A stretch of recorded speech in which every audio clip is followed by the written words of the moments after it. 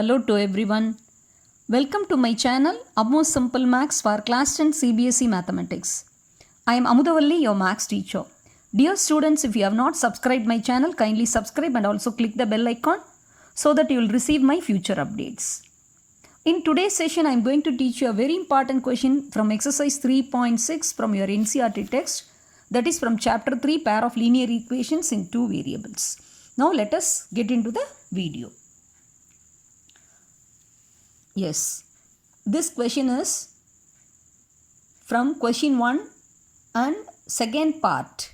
Solve the following pairs of equations by reducing them to pair of linear equations. This is a very important question, very frequently asked for your board examination. Two equations are given, but they are not in the pair of linear. They are not in their linear form. They are not in the standard form of the pair of linear equations in two variables. So, in order to solve for these variable x and y, first we have to convert them. First we have to reduce them to the linear format, and then we have to solve for x and y by using any one of the algebraic methods that you have learnt. Okay. So, in order to convert these two equations into the linear form, so we are assuming that 1 by root x, we can put 1 by root x as u and 1 by root y as v in both the equations. So 2 into 1 by root x will turn as 2u, 3 into 1 by root y will become 3v, that is equal to 2. So the first equation turned as 2u plus 3v equal to 2. Now it has become a linear equation in variables u and v. Similarly, the second equation will turn as 4u minus 9v equal to minus 1. So now we have obtained pair of linear equations in two variables, that is u and v. Now you have to solve for u and v, and after finding the values of u and v, you can find the values of x and y. Okay. Now you observe these two equations. In the first equation, the coefficient of u is 2, and in the second equation, coefficient of u is 4. So very well you can make the first equation with the same coefficient that of the second equation by multiplying by 2. If you multiply by 2, you will get 4u. So you can easily eliminate the u variable. Okay. So first equation into 2 becomes 2u into 2, that is 4u, plus 3v into 2 becomes 6v, and 2 into 2 becomes 4. Okay. Now here you can make use of the memory tip.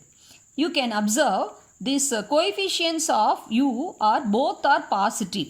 So they are same sign. Same sign means what you have to do with the two equations, same sign, you have to subtract. This is the memory tip. So plus will become minus, and 6v will become minus 6v, plus 4 will become minus. So we are adding with the additive inverse. Plus 4u minus 4u will get cancelled. Minus 9v minus 6v becomes minus 15v. Minus 1 and minus 4 becomes minus 5. Minus minus get cancelled on both the sides. Now v will be 5, and this 15 when goes to the right side will get divided.